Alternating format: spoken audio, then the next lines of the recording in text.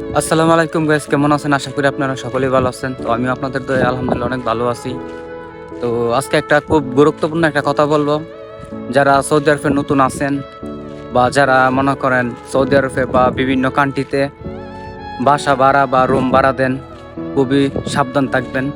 একটা কথা বলি শুনেন, যদি কোনো মালিকের আন্ডারে যদি রুম টুম ভাড়া দেন, প্রথমত মনে করেন অপরিচয় কোনো লোকেরে বিশ্বাস করবেন না।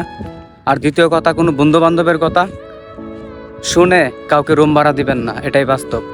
কারণ কথাটা হচ্ছে, যদি রুম ভাড়া দেন, প্রথমত আগে যে লোকের কাছে রুম ভাড়া দিবেন আগে জিজ্ঞাসা করবেন কয়জন থাকবো, পুরুষ না মহিলা, ঠিক আছে? এই কথাটা আগে বুঝায়া তারপরে রুম ভাড়া দিবেন।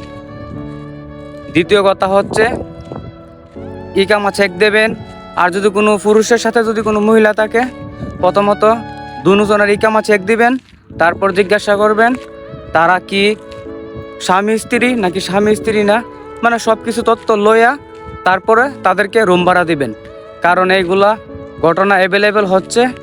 আর আপনারা যারা আছেন অবশ্যই খুব সাবধান থাকবেন এগুলোর থেকে, কারণ এরকম প্রতারণা অ্যাভেলেবেল হচ্ছে।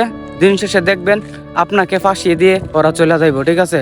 তো এরকম ভুলটা কোনো প্রবাসী ভাই করবেন না। তো আশা করি আপনারা বুঝতে পারছেন, কথাটি হয়তো আপনাদের কাজে লাগতে পারে, ঠিক আছে? কিন্তু এরকম ভুল কোনো সময় করবেন না।